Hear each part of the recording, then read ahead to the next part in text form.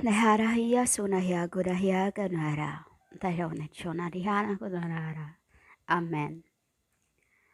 So time check, it's 6:40 a.m. in Bethlehem, the called heaven. So I'm just having choco milk, coffee they called with and then we're just talking about talking about the meaning of the bride of Christ, as everyone, many are ruined through that. We're talking about that, and then I ask, and bride of Christ means a death of the church. That was meaning of it, a death of the church. There's a lot of meaning of it, so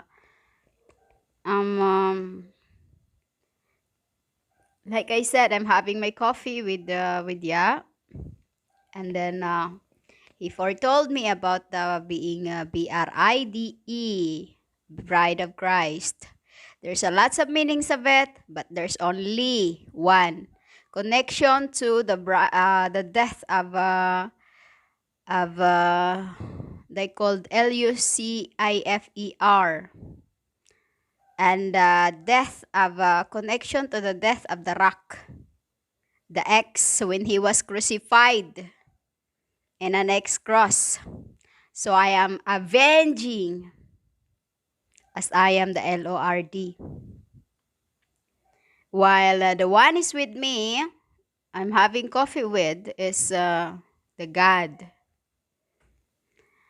So that's the connection of Bride of Christ, is the death of the rock. The rock.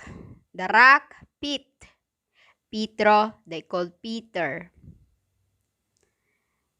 That when he was crucified on the next cross, I saw how it happened. I really saw it, and it was really.